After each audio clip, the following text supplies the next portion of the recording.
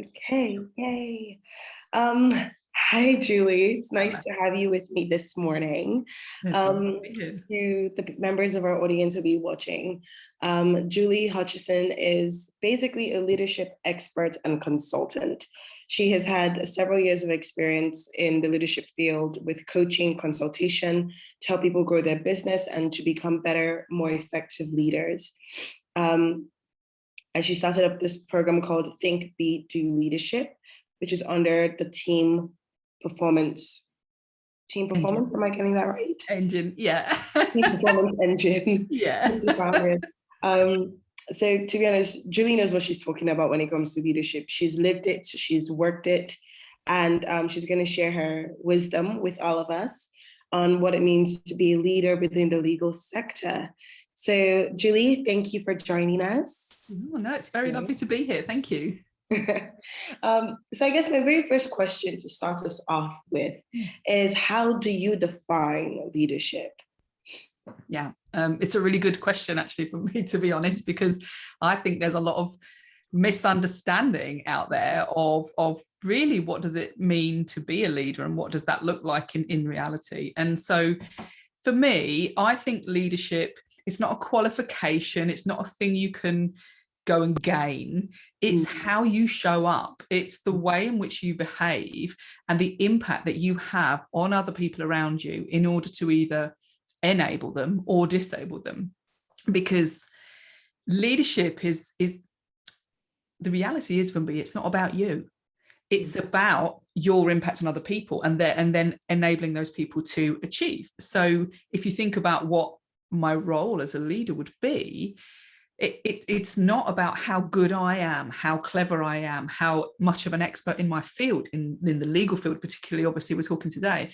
It's about how can I transfer maybe some of that knowledge, but transfer the belief, the direction, and all of those things onto people around us. And that might be they might be my direct reports, they might not be, they might be people that I need to bring with me to achieve whatever the business wants to achieve. So as a leader, I need to be somebody who helps other people, hopefully people in my team, to grow and to be able to achieve. And I think that's where people get a little bit, confused sometimes, I think, because they put a pressure on themselves to be perfect and be something that they don't need to be, and actually will hinder them in their leadership journey, I think. So it's much more about, how do I show up to enable, or do I disable other people around me?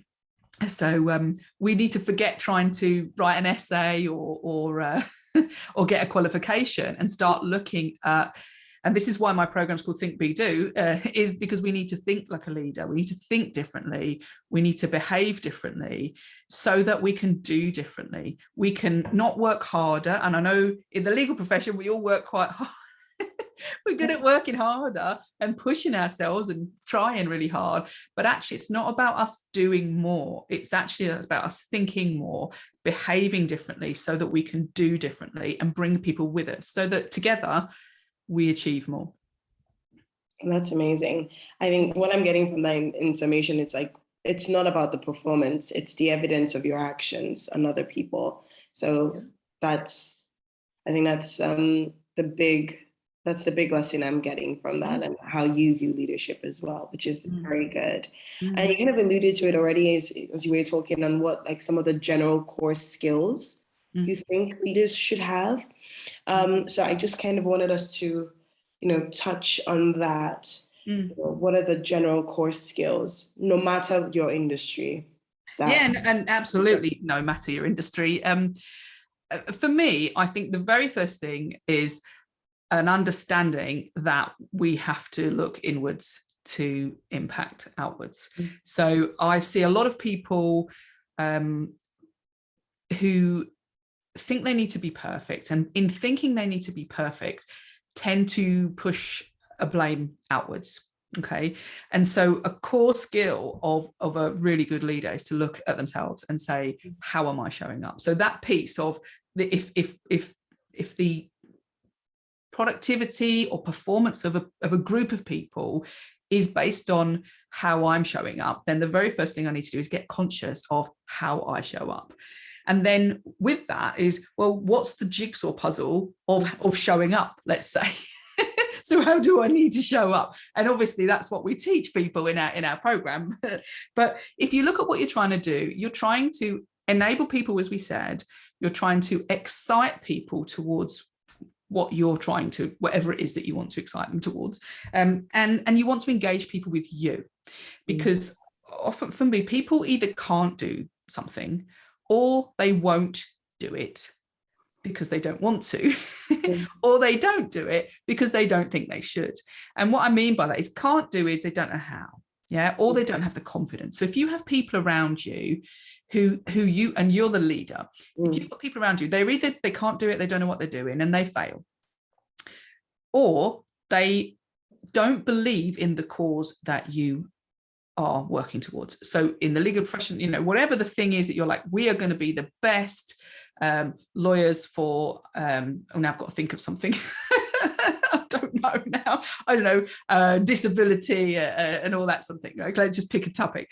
And if I believe in that cause as well, and as a leader, if somebody can articulate that to me and to bring me with them, then I'm going to want to be part of that team. I'm going to want to be able to be part of that and do my best.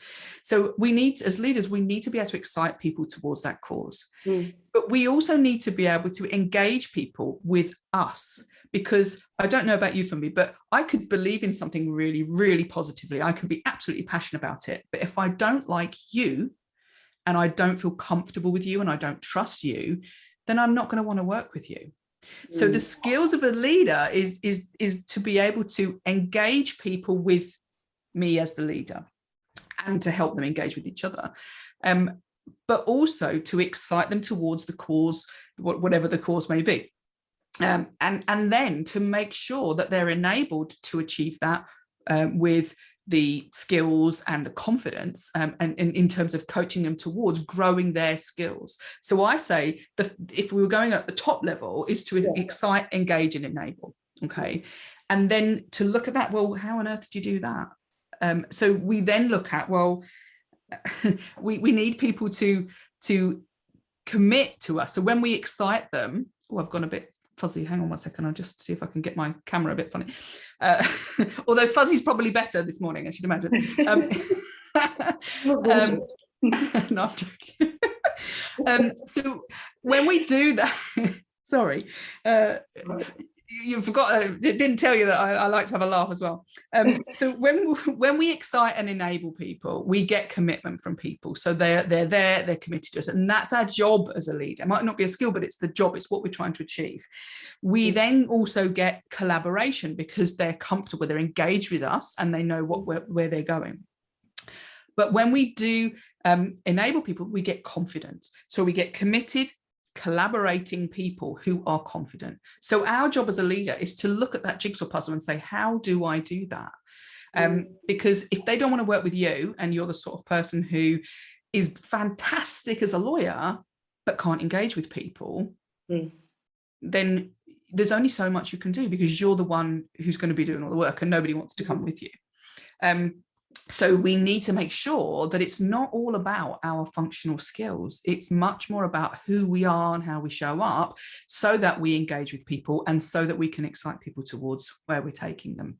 So we need to be clear and get conscious of, well, where are we going? So there's a real clarity around what is the cause, what is the thing that we're trying to do. And it might be, if it's my business or if I'm in a wider business, is really, I call it drawing the strings for me. It's like, this is what we're trying to achieve, but how does that relate to what we do on a daily basis? If I have a team of people, or even if I'm just the one here, how do I relate those, draw those strings down and relate my actions or my team's actions to take us towards, I call it making the boat go faster for me, in that, if we're all in a boat and we're rowing our oars and somebody's there not rowing their oar, then we have a problem. So if we're the one who's steering the boat and telling everybody to do, let's say, or trying to encourage everybody what to do, then either you've got them all rowing in sync, you've got them all rowing because they understand where we're going off, I don't know, let's say America, and we know where we're going. If we don't even know where we're going, we're just going to go around in circles because everybody's going to be rowing in a different way. If we don't want to row and somebody's like, I don't like this, I don't fancy that, then I'm going to stick my oar in the air and I'm not going to row anywhere. Yeah. And then there's the other people that are so maybe disengaged that they're probably putting their oar in the wrong way and trying to stop from doing it. So, you know, it's about making that boat go faster and getting a clarity of like, this is what we're doing. So focus and direction is super, super important in terms of, as a leader, the clarity around how I understand, but also for me, how I articulate that to my team. So it might seem something that we think, oh no, we all know that. But how many times, Funbi, I've gone into an organization and they don't know where they're going. It sounds silly, but they don't know where they're going. Excuse me a second. So that's one thing. The next thing is the mindset of a leader, as in, we talked about engaging people and exciting people, but if my mindset is not in an open frame of leadership, then I'm going to hold people back. Well, I'm going to hold myself back, but I'm going to hold other people back. For example, let's just take one effect of not a leader's mindset, let's say, is, oh, I need to do everything myself. I don't trust you to take on this work for me, and which means that I'm not going to let you do that. I'm going to either, if I do let you do it, I'm going to look over your shoulder and make you feel incredibly uncomfortable for doing it, and then I'm maybe going to micromanage, and I'm going to check it, or I'm going to change it, and so my mindset is then stopping me from being the leader that I need to be, which is to enable people, because I'm disabling you if I'm doing that, if I'm micromanaging you. You're going to lose confidence. You're going to feel like you don't really want to work for me because I'm checking everything. So mindset is hugely important about how we think about ourselves as a leader and what that role is. And getting that right in our head first will change the impact that we have on other people, because what we think about is how we behave. It follows. And that follows on then the behavior that we then display. And there are many different people in the world and they all show up differently, but I don't know if you're listening to this anyway, you're probably been in a situation where somebody's had a negative impact on you, where they've walked in the room and the energy is sucked out of the room and you're like, oh God, Bob's here now, you know, and it feels bad because, you know, the energy goes down. So everybody breathes a sigh of relief when Bob walks out of the room, not when Bob walks into the room. And so the impact that we have, I'm taking it back to being conscious about that to start with, because you can't change anything unless you're conscious of it. The impact that we have with our behaviors is, how do I show up? Are people getting a positive impact from me, a positive influence? And, my background was in policing originally. We used to say, well, it's a well-known term in forensics, that every contact leaves a trace. Okay. So if you think about that and translate that into every contact you have with another human, that's the same. Every contact leaves a trace. You can't put a body in the boot and then take it out and hope that there was nothing there. There's going to be a trace. And the same is with here. If you have any kind of interaction with another person, whatever you did, however light or however little you think that had an impact, it will have had an impact. And that will either be positive or negative. And so we need to start looking at, what impact do I have? What was the trace that I left on that person? Because sometimes that will last a long, long time. So as a leader, we need to make sure that we do that by design rather than by surprise, let's say, and get conscious about how we show up. So if we do that, it means that then those people around us are going to engage with us. So going back to that exciting and engaging is about understanding that's going to build trust. They know what we're going to get from us. They know how we're going to respond to things. I'm not saying we have to be lovely and happy and nice to people all the time and our best friend, but if people can know what they're going to get and understand how that's going to be and know that it's with respect, then they're more likely to want to be in the room with you in the first place. Mm. And then they're going to listen to what you have to say. So even if you're not, it's not about management. This is if you're sitting in a meeting and you want people to listen to you. If you have an idea and you want people to come with you, then you have to make sure that the impact you have generally is something that means that when you do say something, they want to listen to what you've got to say. Super, super important. That's actually very helpful. Thank you so much, Julie. That's brilliant. Lots of nuggets there. It's like, wow, like I don't think about these things, but the jigsaw puzzle now makes a lot of sense to me. And what I'm getting from there is emotional awareness is kind of very key to being an effective leader.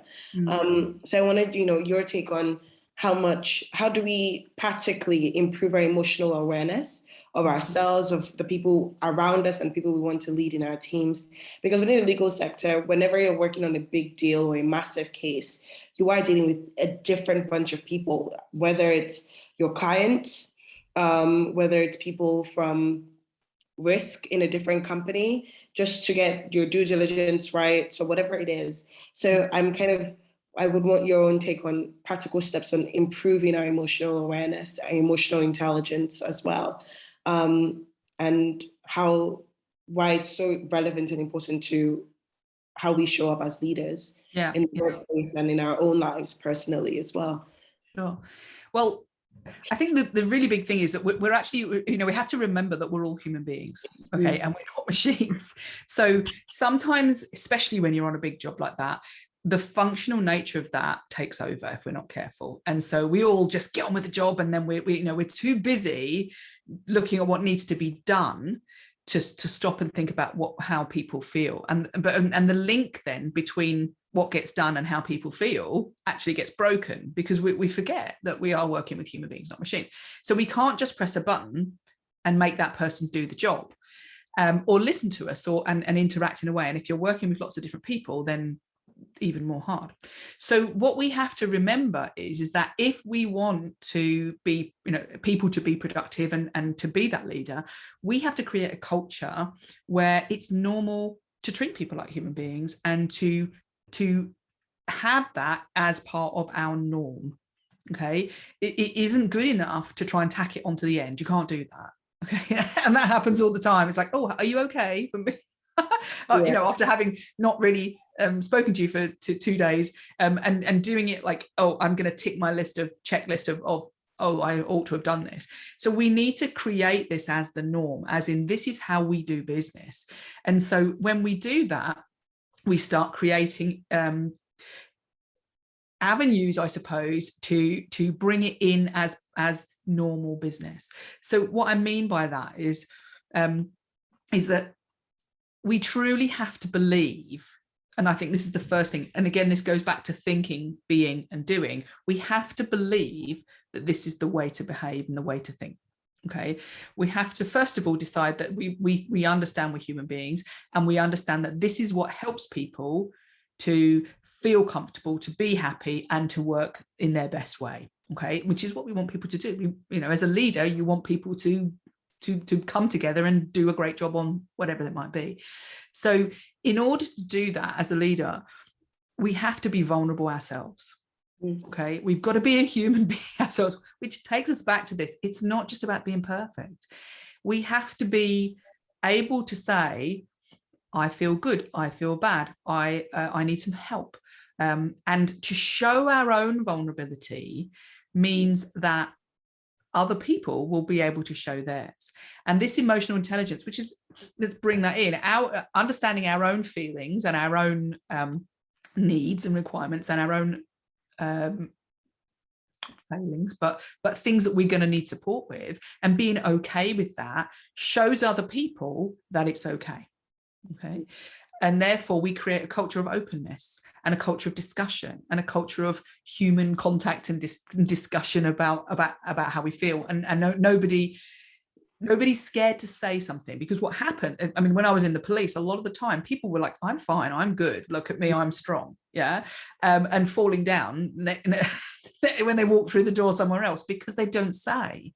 And so that creates a culture of closed off people who are pretending that everything's okay. But it also means that we don't have true trust with each other because we're not really opened to really understanding other people. So I say leaders go first. If you want to practically create trust and emotional intelligence and that culture of understanding people, then you have to give it first. And it's a big jump, I think, because if we are not used to that, or the environment isn't like that, then we have to make sure that we can be safe ourselves. So it's almost like dipping your toe in the water to start with. But that to me comes from two things, which is a willingness to say how you really feel, but also showing an interest and properly listening to other people. Because when we go home at night, if we don't work shifts, but let's say we go home at night and we walk in and our family are there, and whether it's our mum, our dad, or our nan, a granddad, or our kids, if you've got some, we ask them how they are. We ask them how was their day. We ask them, we care about them, and it builds relationships. And we sometimes forget to do that at work. But if we can do that and actually listen to how somebody really is and show that you care, it builds a huge amount of trust. It builds a huge amount of open door, I suppose, feeling that I can say to you, I know that Funbi cares because Funbi listened. I know that she told me how she felt. So I'm now getting signals that it's okay to open up and be me. So if you're you and I'm me and we trust each other, then all of that emotional intelligence just falls out, because we then are in this place of I'm human, I care, I'm listening, we're not just machines. And I think that's practically where we should start, is we should start listening and being honest and open and vulnerable ourselves. Amazing. Thank you for bringing in vulnerability into the workplace as well, because I think when vulnerability is now a buzzword in the world at the moment, but we only limit vulnerability to the personal space. We never bring it into a professional sphere at all, because it's kind of like a balancing game, how not to overshare, where do we find that balance in the workspace. And I think it's important that we're able to have these kind of conversations, because if you're not being vulnerable at work, the kind of work you produce would tend to suffer, especially if you're, if you're a managing partner and you're in a team, an associate is having a rough time with, a particular deal, and this deal needs to close. Chances are that associate might make more mistakes in the frenzy of trying to be perfect or trying to get the job done than when, they were able to tell you, sorry, mate, today it's been a really tough day for me. Can I get this to you tomorrow? Yeah. Or can I have some help? Can I have some help? Yeah, so I like the idea of bringing in vulnerability and that open door policy, because I find a lot of firms do say they have an open door policy, but when you really get into the firm and you talk to somebody, they're like, yeah, nah, it doesn't exist. No. I'll tell you a little story about when I very first joined the police. My first day of joining the police, and I shan't say who the person was, but he'll know who he was if he watches this, but he won't. He's probably quite old now. He was the superintendent, and me and another colleague, Howard, went in like new police officers with our brand new uniform, and he sat him in his office because he was the commander for the area, and he said, in Hertfordshire, we have an open door policy. And I thought, oh, wow, that's good. And then he added another sentence to the end of it, which was, but my door's closed. And I was just like, okay, well, we won't be telling you anything then, will we? And it was just as you just said there, I was never going to go to that guy and say, I can't do this, or can you help me? Or I'm not really sure, or anything. I was not going to say anything unless it was a perfect package of, here, I've done what you needed me to do. So I think it relates exactly to what you're talking about when an associate is trying to be perfect, because they're not going to get that help from the managing partner or whoever it might be. And if we were just to change that a little bit and say, well, actually, everybody's human, and I don't expect you to be perfect. So I'm gonna be open to you having made a mistake or you needing some help on this, and saying that up front to somebody who's not done something before or is doing something a bit bigger than they normally do, and saying, I trust you, but I also know that you may need some support. So come to me when you need help. So it's normal for that person to come. And if we say that, then we are understanding that the situation that person's going to be in. And as soon as we then understand that situation, like they may need some support, they may not be confident, they may faff about a bit because they're not confident, and it might take them a bit longer because they're thinking, oh my gosh, I've got to get it right. So I can actually wipe out all of that by saying up front, look, I know that this is the first time you've done it, or it's a big job. Come to me. I'm happy to help you. Tell me when you need help. And I know that you may struggle.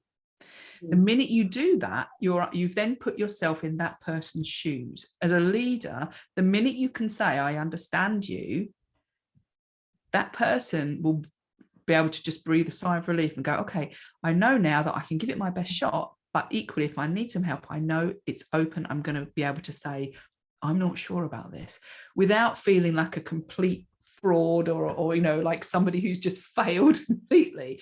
So as a leader, if you can do that, you're growing people. And that's the other part, of, remember I said to you about capability at the start, building capability is not just like, can I write the right thing in the right box, or do I know the law?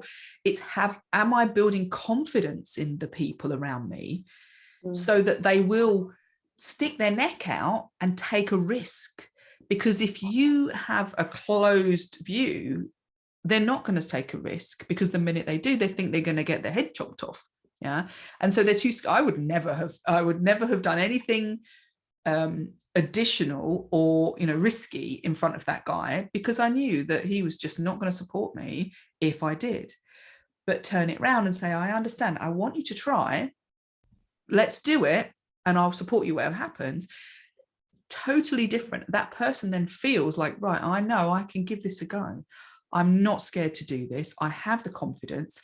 And you're coaching that person to grow, which means, weirdly enough, that managing partner can probably step back and not worry so much in the future. So this extra effort up front means they can step back and be less busy, because they haven't got to worry. They know they're going to get a good job, because now we've taught that person well, two things really. As a leader, we're trying to teach people how to think.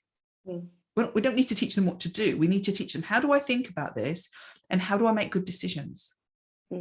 Because when somebody like your associate can make good decisions, because they understand the big picture, where are we trying to get to? They understand the sort of like, and how should it be? Like the recipe, I suppose, for the thing that we're building. Well, then they can say, okay, well, how would Funbi want to do this? How would she do this? Okay, I know how she would do this, because we've had that conversation. I'm going to give that a go, and I know that she will let me have that go and will support me if I'm struggling. So we can step back as leaders. We build performance in through that emotional intelligence of understanding other people and being human, I think. Amazing. Thank you so much. That's brilliant. And I think it kind of leads into my second question of, how do we lead in conflict? Because I think sometimes we find ourselves in places of conflict, and you alluded to it earlier with the boat analogy that you gave us. That's an excellent conflict-riddled situation. And as a leader, how do we take charge or take control in spaces like that? There's conflict. It's a big leadership challenge, and there are many different types of conflict. But one of the things I think that when we look at conflict, we have to look at what's going on. We always have to step backwards and look at the big picture. I often call it like watching ourselves on TV. And it's a good way of thinking, actually, because if you just step back and say, if I were watching myself on TV, what would people be thinking, or what would I be thinking? And I'm looking in on myself. Conflict is a emotional space. Yeah. So if I'm in conflict or a team is in conflict, I would say we're in it. Okay. We're emotionally attached. We're right there. And the responses that people give are emotionally driven, because conflict is all about needs. And if my need is not met, then I'm not happy. Okay, so there's a cycle of conflict that says if you have an unmet need, then you have a behavioral response. Well, you have an emotional response, and then you have a behavioral response to it.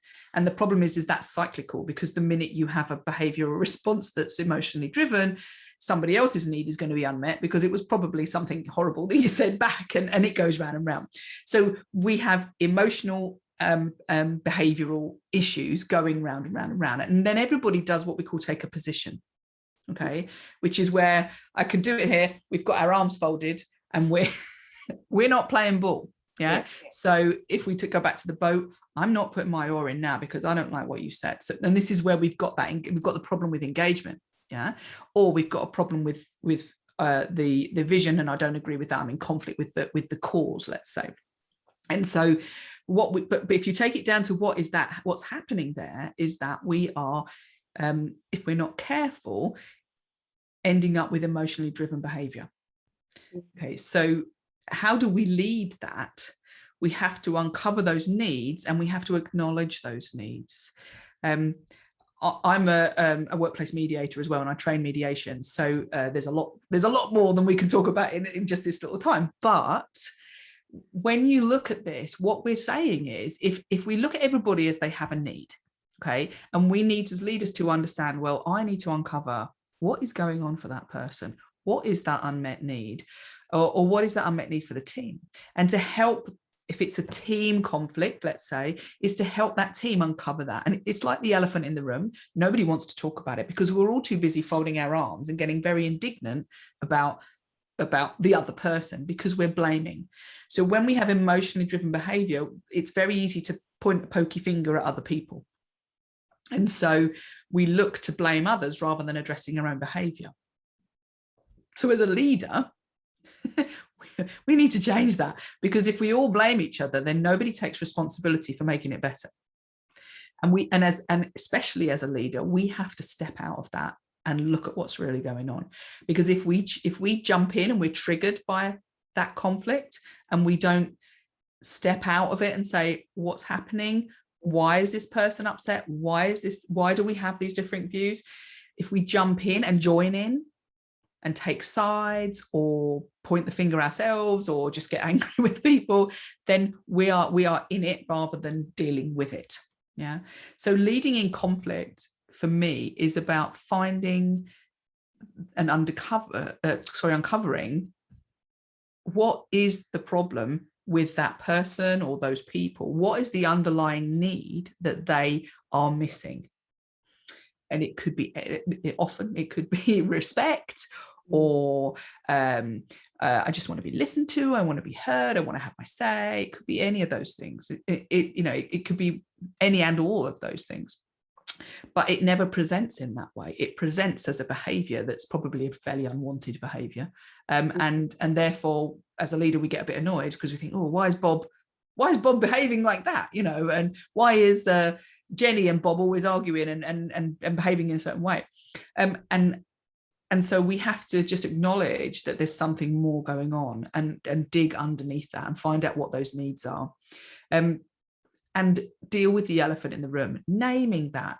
And being, this takes us back to the bit of the emotional intelligence side of things, I think, is being able to say to people, there is an elephant in the room.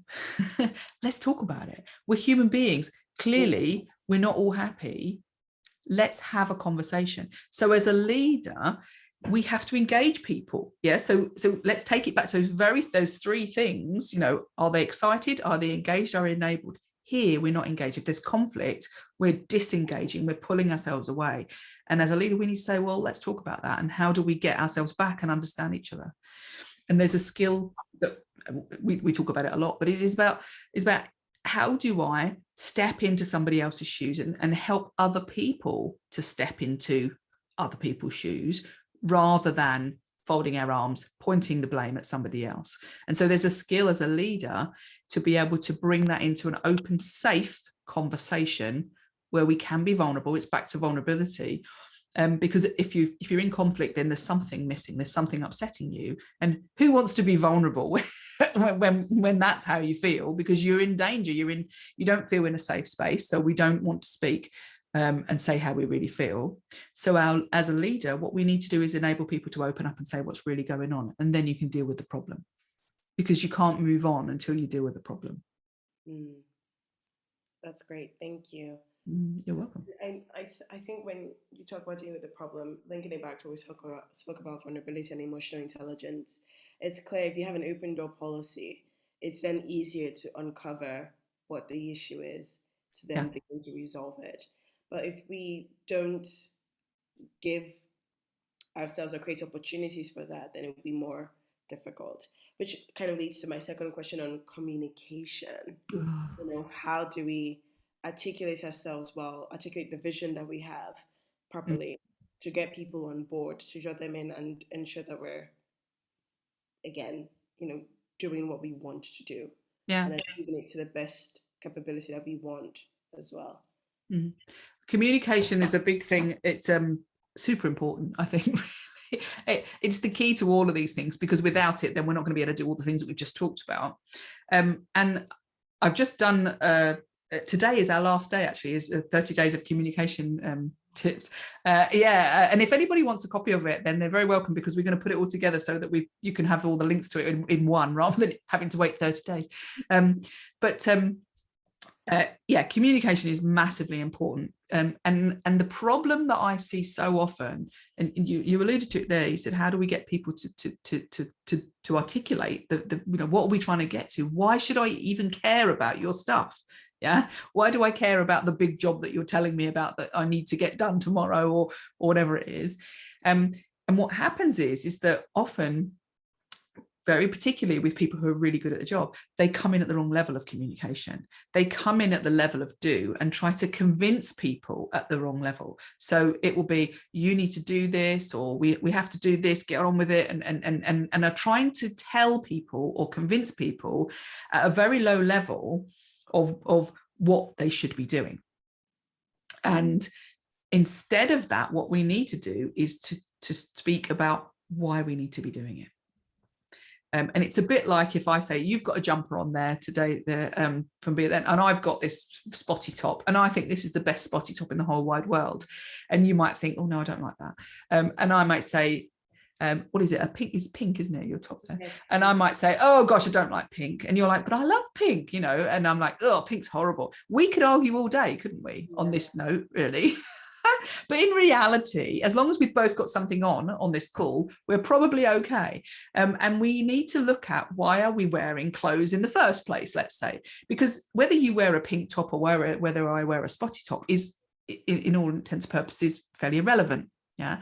But the purpose of clothes is pretty open for us all to discuss, which is and we'd all probably say they're a good thing. Yeah. And so this example I'm trying to explain is really to say that what we need to do is we need to be chunking up in our communication. When we're talking about why should somebody do something, it's not, you need to wear your pink top, and I can argue all day that I don't want to wear a pink top. It's not about this level of communication. It's about bringing it up to saying, why is this thing important? What's my belief about it, or what's the purpose of this thing? Why are we even getting in the boat in the first place, let's say? Yeah, where are we going and why are we going there? And when we lift our communication to this level, if we can gain agreement at that level of like, okay, look, let's just forget pink tops or spotty tops. Can we agree that clothes are a good thing? Then at that level, just about everybody's probably going to say, oh, yes, of course. And that's the level at which you want to be talking about, to convince people to then go ahead and say, okay, well, if we believe this, now let's go down again and say, so that's why I need you to do X, Y, and Z. Yeah. So that's why I need you to put on this pink top. It doesn't matter, because we've just agreed clothes are a good thing, just wear the top. Yeah. And so what we're doing is we're taking away the need to argue at this sort of in the weeds type of thing, or convince somebody, or have those little debates that people do. Because if we're all on the same page and we're all saying, look, what we're really trying to do is we're trying to get this this legal case out, or we're trying to finish it off, or whatever we're trying to do. Let's agree that what's really important is this. And if people can agree at that level, then the rest of it falls into place, because there's less conflict, because we're on the same page, we're on the same cause. There's less discussion about what's the best way of doing something or not, because it's less important about what's the best way, because we've all agreed that at least we're going to be wearing clothes today, so to speak. So communication is massive, and that's one really important thing about it. But I think the other really, really important thing about it is understanding, who are you speaking to? Or who are you, it doesn't even have to be speaking, but any kind of communication, whether it's body language or whatever it is, but it's about who have you got in the room. And different people communicate in very different ways, and need to be communicated to in very different ways. And a lot of times what I see when people who come on our programs haven't got this yet, and this is what we teach them, because it's a case of like, okay, if this is my communication style, I hear it all the time, well, this is me, it's just the way I show up. Like, okay, that's great. But if we want to be influential, if we want to be a leader, it's not good enough just to show up the way you show up, because that will give you a certain set of results, because you'll only be influential or positively influential with people who like your style, or people who resonate with that style. So you might be cutting out 60% of the people because they have a different way of communicating. They have a different need. And you're stuck in your own, like, well, I'm right, and this is the way I do things. So in communication, one of the biggest things that we teach is how to understand, well, yes, this is my communication style. This is how I like to do things. This is how I like to work, and how I like to think, and how I like to speak or write an email, whatever it might be. But how do other people want to do it? And who else do I have in the room with me?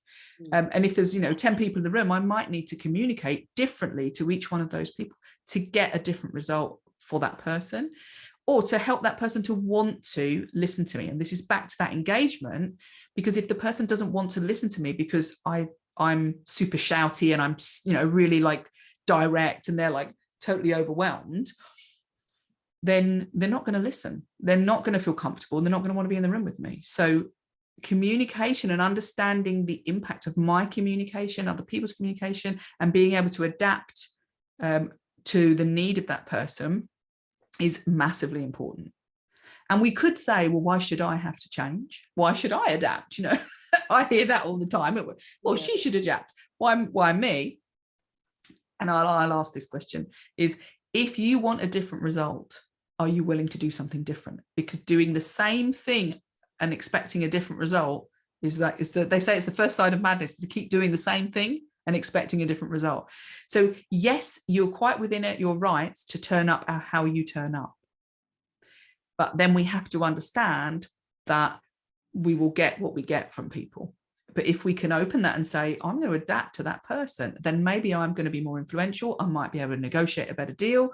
I might be able to get somebody to say yes to something, or to buy my thing, use me as their legal counsel, whatever it might be, because I've adapted my communication style. And so we need to be very aware. We need to be conscious of it, and then we need to do it by design rather than just by, oh, this is how I love to show up. So intentionality. There has to be a lot of intentionality. Yeah, that's a great word. I love that. Intentionality. Really good. Oh, thank you.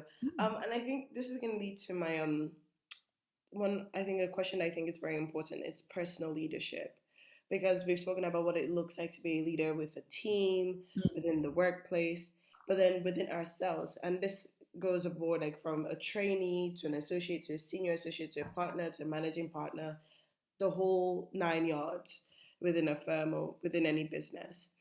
So what does personal leadership look like? How do we lead ourselves effectively before we can then effectively lead other people? Because you had alluded it earlier on, it's like begin inwards, but sometimes I think it's difficult looking inwards for a lot of us. So how do we start that process? Yeah. And I think you're absolutely right. Personal leadership is massively important, because the impact that you're going to have on other people is born out of the way, as we said, the way in which you show up. So we need to lead ourselves to show up in a certain kind of way, really. I think that there are some people that are very, very conscious and are very internally focused, and that's easy for them because they're like, okay, that's fine, I look at myself. And there are other people, and I'm probably a bit like this, that perhaps a little bit more, we're outgoing and we're looking for validation externally, let's say. So we ask people a bit more, and so there are different kinds of people, and we need different ways of managing ourselves, let's say. But the biggest thing is going back to that consciousness, first of all, is accepting that it's my choice and my responsibility to show up in a certain way. We can't ask everybody else to do it all for us, and a lot of people do. It's somebody else's fault. And that's nothing to do with the legal profession. That's just life in general. It's always somebody else's fault. So we have to, first of all, accept that we have control. But with that, we also have responsibility. And that we have to be able to ask for feedback if we're not the sort of person that can really go, oh, let me just look at myself. We have to be open to saying, in order to know what I need how I need to step out, then I need to know what I'm giving out already. And so we can ask us, I talked about looking at ourselves or watching ourselves on TV. I think that's probably one of the best places to start is, if I were watching myself on TV, how do I show up personally? How do I think I show up? But looking at that and saying, okay, so what do I need? And we can list off a bunch of things and say, are you resilient? And do you have grit and determination and all those things? But I think the biggest thing is knowing what you want to put out there, and looking honestly and vulnerably, going back to my vulnerability, and openly at where I am and what I give off at the moment, and is that helping or hindering me? So if I imagine, I suppose, that when I said a leader is somebody who enables somebody, they excite, they enable, and they engage. Well, how about we almost insert that into ourselves and say, how do I excite, enable, and engage myself? Okay, because at the end of the day, if I don't have any enthusiasm for whatever it is, who I am, let's say, then the vision and mission of me, and who I want to be, and it could be what I want to be, like as in like my job, but who I want to be as a person, then I need to know what that is. Because it can't work in the same way that a team can't work towards something unless they know what it is. Your boat's going to go around in circles if it doesn't know who it wants to be. So we have to make a choice, like, well, who do I want to be? How do I want to show up first? And then we have to get that feedback from ourselves and from others, and ask others, how well am I doing on what I think I've got or what I think I want? And then we look at that gap, and then we have to look at, okay, in terms of the things that I want, how I think I want to show up, what do I need to put in place? So am I emotionally intelligent enough? Do I do these things? Am I taking myself to a place where I want to be? And asking ourselves those questions. And I think it's as simple as an acceptance that it's my responsibility, that it's my choice, but I need something to work towards. I can't just be. I have to know what that is. What's the design? And then the gap. And then being accepting of feedback, because then you might not like it, but it's what we need to hear. If I say, oh, I'm a leader and I'm really open to, I'm going to be an emotionally intelligent leader, and that I can talk a good job, can't I? I can really say that's what I am. But if it isn't what I am, then I need to hear that and I need to work towards it. So we need nothing more complicated than a really clear picture of who I want to be and a really good understanding of how far I am towards it. Thank you. And you've alluded to this. This is my next question on accountability and taking criticism. Because that was the tail end of what we just finished discussing. Yeah. I think it's very hard to receive criticism, and it's also very hard to own up to when someone is holding you accountable. So what advice do you have for us to be more open towards criticism, constructive sometimes, and sometimes the ones who are not on sometimes unconstructive criticism, and being open to accountability. Like if someone calls us out on something, how do we take ownership as well without placing the blame? Because I think part of being a good leader is taking ownership for your faults. Yeah. Well, we said earlier on, it's very easy to blame other people, and culturally it can be a real problem, because if we've got somebody who's trying to stab us in the back, then the easiest thing is to not take the blame, because we don't want to it's a danger situation. You know, if we were cavemen or whatever we were before, you know, then we'd be running from the lion here, and so it doesn't make us feel very comfortable. So perhaps this is where self-leadership is super important, because we have to accept sometimes that it's a hard truth, that there's a benefit to us. So first of all, what's in it for me? Honestly, what's in it for me? Because if we, actually, that's a really, really interesting thing. I'm just thinking about this. If we can take ourselves away from our caveman response, let's say, or our child response of, I don't like it, it's not fair, I'm going to throw my teddies out the pram now. If we can take ourselves away from that and look at adult response to this, then we can ask ourselves, what's in it for me? Why should I want this? Okay, because unless there's something in it for me, then we aren't going to do it. Now, we're not going to respond well. We're going to respond very poorly to criticism because it's a threat. Okay, so we have to change our mindset about criticism. Okay, it is a threat to a degree, and unfortunately some people act like it's threatening to you. They do it to threaten you, but we have to change the way we perceive it, I think. So I don't know if you've ever heard of the parent adult child model, which is basically, which transactional analysis is that we have 3 ego states we come into any situation with, which is either we come as the parent, we come as the adult, or we come as the child. Okay, so the parent tries to tell everybody what to do, and parents people, and tells them off, and those. Now that's probably the person who's criticizing at this moment in time. The child is the one who gets told off and throws their teddies out the pram, and doesn't like being criticized, and will go, it wasn't me, it was her, or I don't like it, or stomp off and behave like a child. So we don't really want either of those things. What we want is an adult to adult relationship. Yeah, we want to have the conversation that says, yes, that wasn't the best way of doing it, and I'm going to change this. And that's the hardest thing to get to. If somebody's coming at you as a parent, your easiest response is child, okay, because they're coming in this way, and we need to pull both people into adult. Okay, so we need to train those people that come as parent to stop doing that, but we need to not respond as a child. And that's how you train that person not to come as parent, because if we hide from our mistakes or things that didn't go so well, if we deny them or blame somebody else, they're all coming from a lack of responsibility, i.e. from child ego state. So if we pull ourselves up to adult, it's really hard for the other person to come as parent still.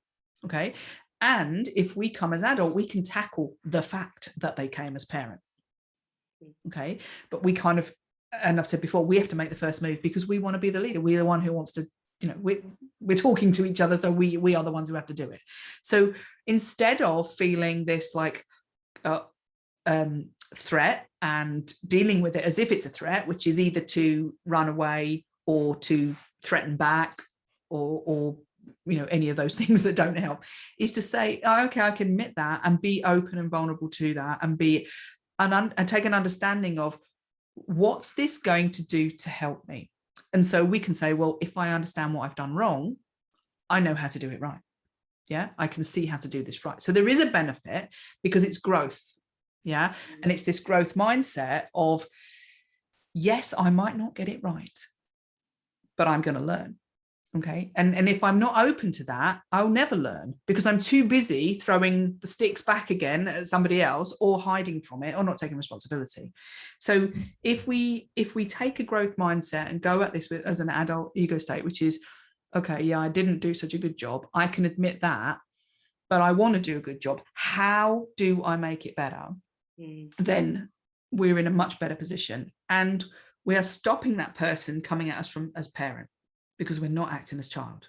It's super easy to blame people when they're acting as child, because they're quite annoying anyway. So the other thing we can do is tackle the parent and that person in a different way, because really that person probably shouldn't have come at it in a blaming way, which and then creating this feeling of threat is that, and this goes back to what we were talking about earlier on with your associate, which is making it okay not to get it right. So if we're to look at, as a leader, how do we create openness and people that are okay with saying, I made a mess of that, yeah, or I don't know how to do this, or I don't think I did it right, can you show me? They're not going to say it unless the threat is removed. Yeah, so we have to change the way we deal with mistakes and or performance that wasn't exactly as we want it. If it isn't because somebody did it on purpose, then as a leader we have to say it's okay, and we coach rather than parent somebody. And this is where I call it, we don't set people up to fail. We don't tick the box to say you either did or you didn't get it right. We set them up to succeed, which is we will get it right, and we'll go through iterations to make sure we do. So it's a very different starting point of, I know it won't be right first time, or it might not be right first time. That's okay, because we're going to work towards it. But having our first draft is going to help us get to our second, third, fourth, for example. So there's a big piece there for, as a leader, how do I encourage openness to criticism, is by not making it parent-child, is by making it much more collaborative and open, and without the threat of, I'm going to be embarrassed, I'm going to be made to look a fool, I'm going to get the sack, or whatever the thing is that's going to happen, is to take that away and say, no, well, actually, I'm going to help you succeed. My job is, as a leader, to help you to succeed, is not to check whether you failed or not. So I think there's a lot in there about how we show up to maybe train other people in a way. Our response is trained, behavior breeds behavior. So whatever we give out, instead of making it that cycle of negative behavior, if we give out something positive, even if somebody else is giving out something negative, then we take that adult state. It pulls people into that. It diffuses the situation, I think, and creates a different culture. No, that's brilliant. Thank you so much for sharing that. I think that's very helpful, because even in that conversation, I could already see the difference between a secure leader and an insecure leader. Because the insecure leader adopts the child, secure leader adopts the adult. Yeah, totally. So yeah, and maybe an insecure leader will adopt the parent as well sometimes. Or swing between the two sometimes. That's brilliant. So thank you so much for sharing that. I think people within our community will find that super helpful as well. And oh my God, our time is almost up, which is a bit sad. Oh my God. It's a little sad. But I kind of want to ask for your, my final question is this, what is your final, advice and resources for us to become the best and most effective leaders we can be within our fields? My best advice to you is one, know that this is a journey, and that it's something that you choose to do and that you have control. Okay. Two is to know the gap and to work on it. Okay. So if you be honest about your gap and to work on it, and it's okay. We're all, nobody's perfect. It's a journey. It's like a long ladder, stepping along that ladder. And so is to read, watch, look, talk to people and make it an open conversation. It's like, it's not meant to be like you either are or you aren't a leader. You're growing as a leader all the time. And if you're open to that, and you're open to being shown how to succeed and learning new things, then one, you'll do amazing things for your company, because you're going to be showing other people how to behave, but you're going to like by osmosis soak up all of that great stuff, and get help. That's why people come onto our programs, we have a confident communication program, we have the leadership program, and it's all coaching. It's all about not just passively sitting there and listening to me blaring on about stuff. It's about discussion like you and I have had here. It's about coaching and discussion and implementation. You have to go and test this stuff. You cannot read a book and think that you are the expert in leadership. You can't, or anything, law or whatever. You've got to go and apply it. Yeah. So if we have a conversation about, let's just take an example here, parent, adult, child, and you sit there and you think, ooh, I tend to do that a little bit. I sometimes come as a child. Okay, so go implement, get conscious, and then spend the next week watching yourself on TV and going, oh, there I go. There's my child. Let's change that. Yeah. So actively implementing things that you hear about by consciousness and then design. Yeah. Mm-hmm. When you do that, you will incrementally start to realize, okay, that probably was my fault there. I need to change the way I showed up. Okay, that's going to work. I'll do more of that. Yeah. So get a coach, get some help, and be proud of the development journey that you're on, because you're not broken, you're moving forward. Nobody's broken. It's all about learning and implementing.